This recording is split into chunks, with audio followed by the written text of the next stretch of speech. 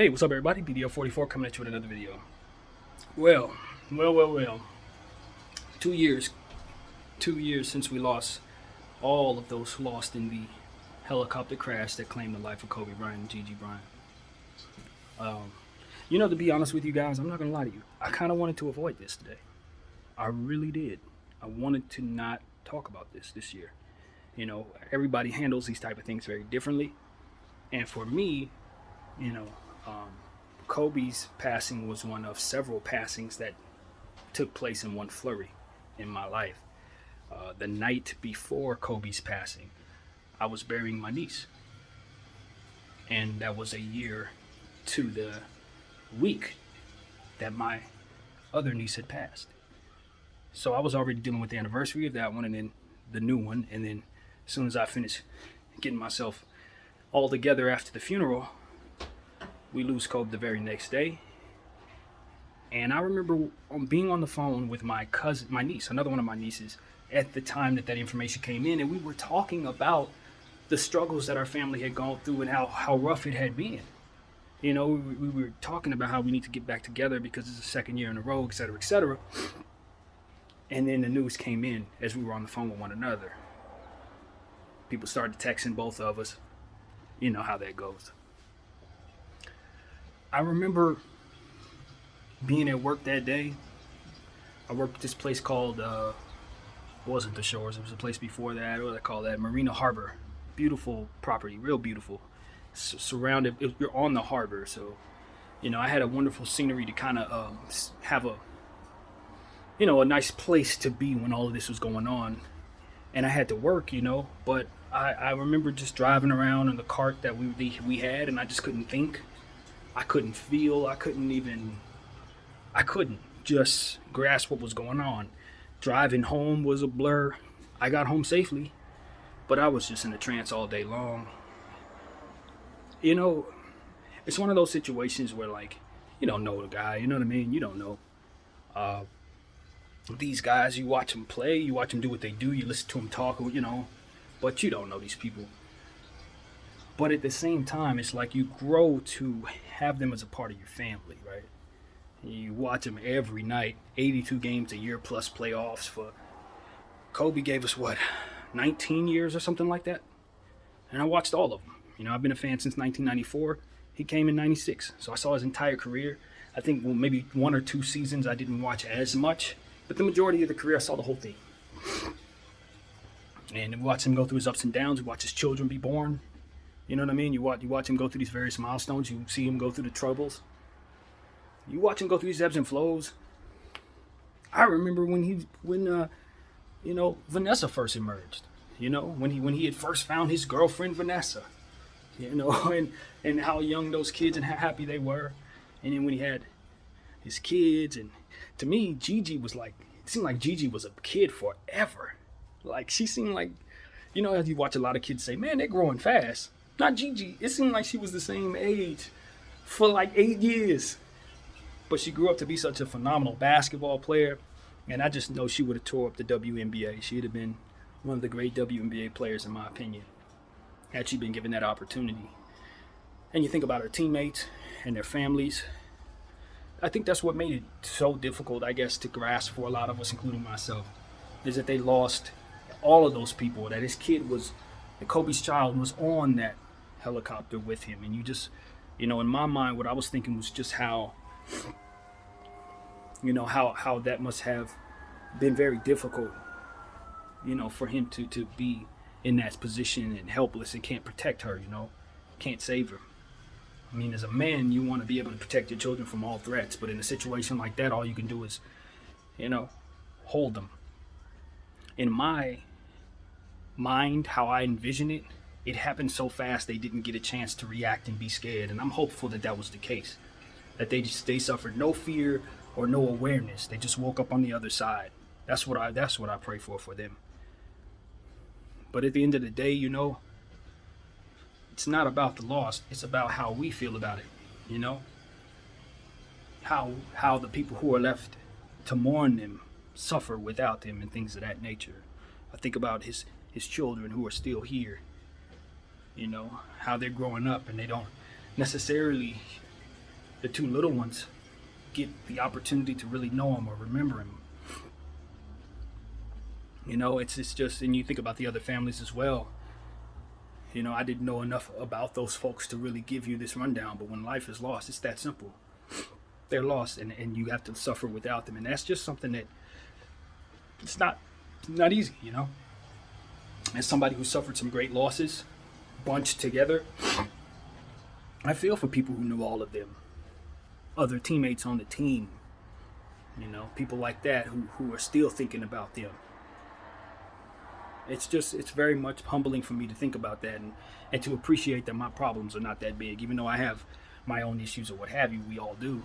At the end of the day, you do appreciate that you're alive, that you got your loved ones who are here with you, that you've had loved ones that have loved and lived, you know, and that you've had those experiences. I think about Kobe Bryant, I say, man, one thing I will not feel bad in regards to Kobe Bryant is the fact that he lived, because that man lived many lives in terms of what he was able to accomplish with the time that he had. I have no question that he left everything he had out there on that court and everything he had in that gym. That I can honestly say he didn't leave. He did not cheat himself out of the opportunity to maximize his potential, to get the most out of what he desired for himself. And as he grew as a man and as he grew as a person, he was able to trickle down that success to others. You think about all the players that have either worked with him in helping him become who he became, or the players that he helped develop in who they are today. Some of the best players in all of basketball are using some of his principles and things that he taught them and words that he gave them right now. Guys who were taking his loss as hard as anybody, you know, and I think about those players as well. Guys like Jason Tatum and Kyrie Irving and his teammates Lamar and Meta and Powell, you know, people that loved him for real, who knew him, you know. Our GM, Rob Pelinka, people who really were close to Kobe. I think about that, you know. I think about his accomplishments on the court as well as what he was able to accomplish off the court. But I think the most impressive thing he was able to do was redeem himself from the circumstance that took place at his worst. To, after all of that and all that came with it, to still have, when it all was said and done, people mourning him 2 years later as if it happened this morning. You know, I think that he was able to show us also that you can be zeroed in and dedicated to what it is that your craft is and committed to excellence, and still find the balance of being able to walk away from that thing that you have been obsessed about for so long and find new passions in life, find new things to apply that same principle of excellence. What he was able to do with his detailed series and his books that he was able to make, his child books and children's books rather, and the various different things that he was able to accomplish, including winning an Oscar after basketball.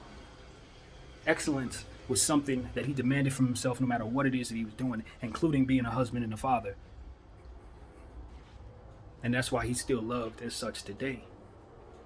So when I think of Kobe Bryant, yeah, we could talk about things that happen on the court. It's plenty. Because he was one of the greatest players to ever play basketball and probably the most ferocious competitor to ever play basketball. The most dedicated workout warrior and most detailed student of the game that maybe ever existed. One of the toughest guys who endured more within his injuries and pain and still elevated himself to continue to bull past that mentally. You know, he played with broken fingers, shot free throws on busted Achilles, won a championship on that broken finger. And it affected his game in such a way that messed his shooting percentage up all the time. I know he would have been a much greater scorer historically had he have had those surgeries, but he would have been one ring less than he was. Just think about those sacrifices, man. You think about how he was able to, if you want to talk about on the court, turn himself from being one of the players that's considered someone who only wants to shoot and doesn't want to pass, till he found himself being the only facilitator available on a Phil Jackson team where he was asked to facilitate the basketball and turn himself into a passer, for which he was able to accomplish. He reinvented himself on the court, and he reinvented himself off of it. And if you need different layers of excellence, you don't have to look further than Kobe Bean Bryant.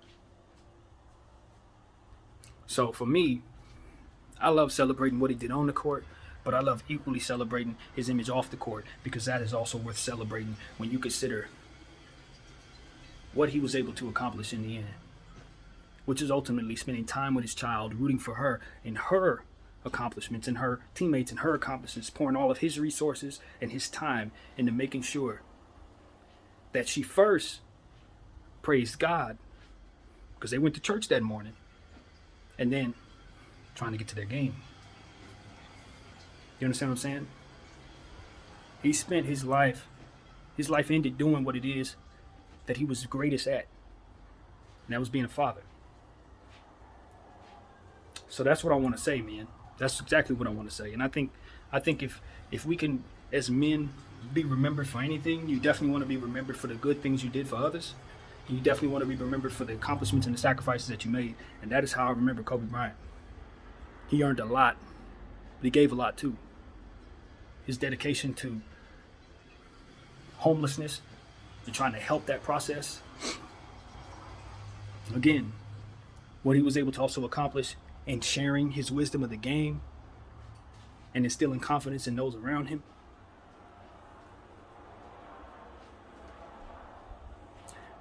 This is something I can share. Never actually happened, but it was close. It could have happened. It was a gentleman by the name of J.B. Stone. Big rig in radio.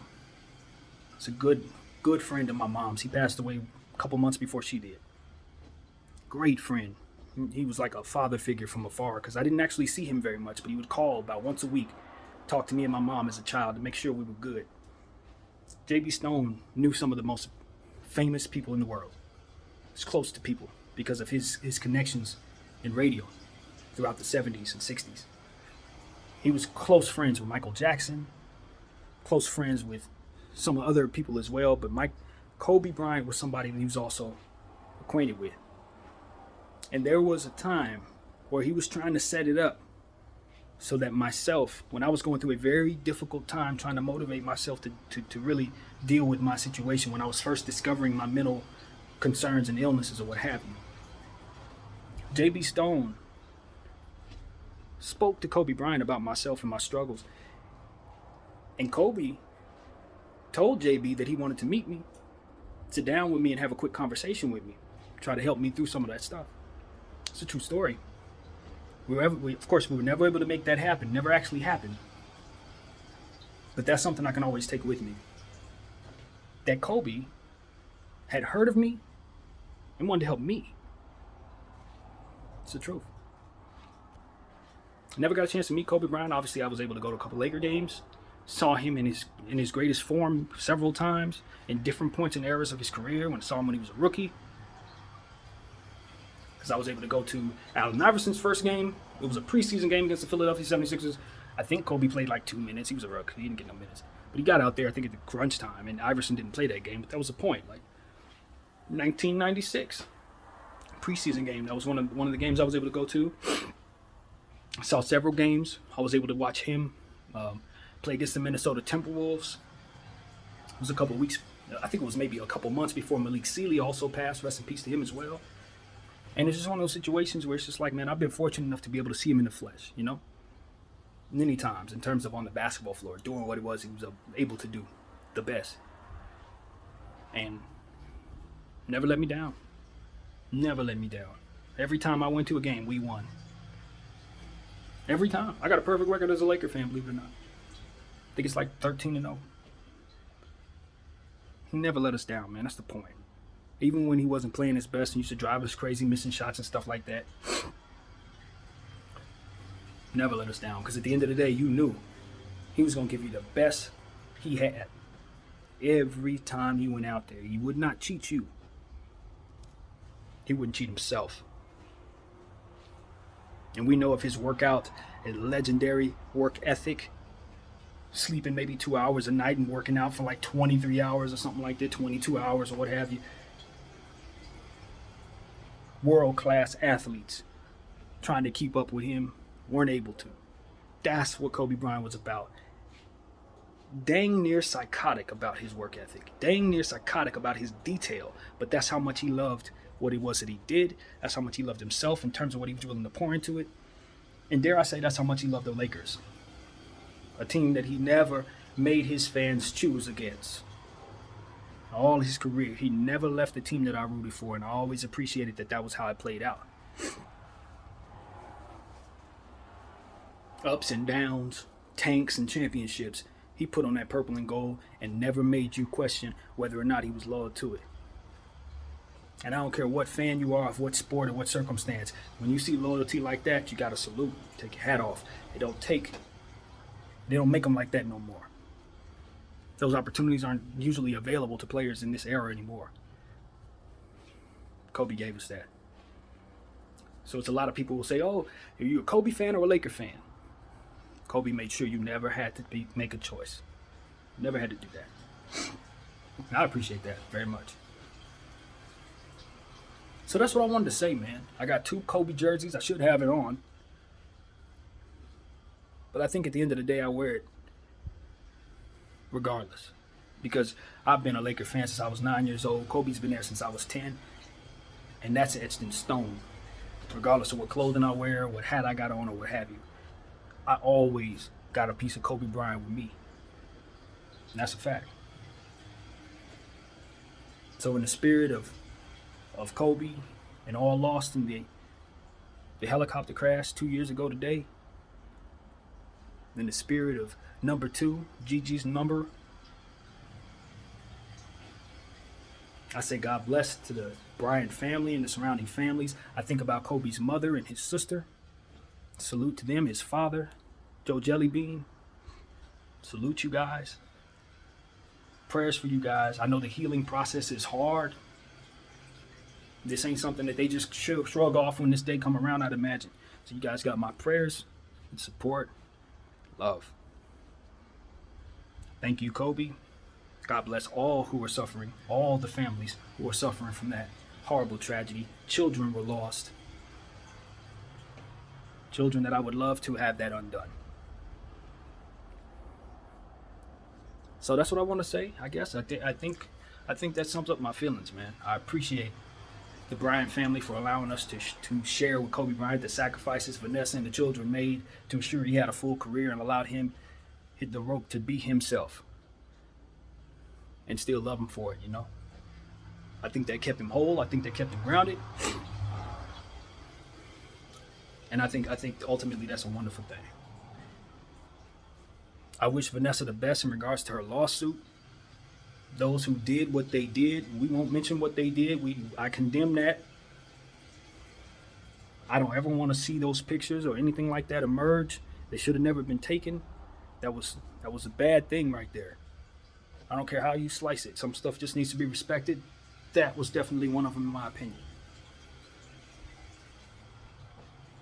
But all in all, the haters and those who didn't appreciate or respect Kobe Bryant come far and in between.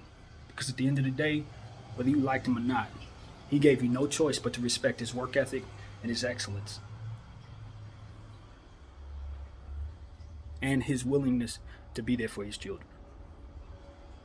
That's what I got to say. My name is BDF44. I thank you all for watching. I'm out.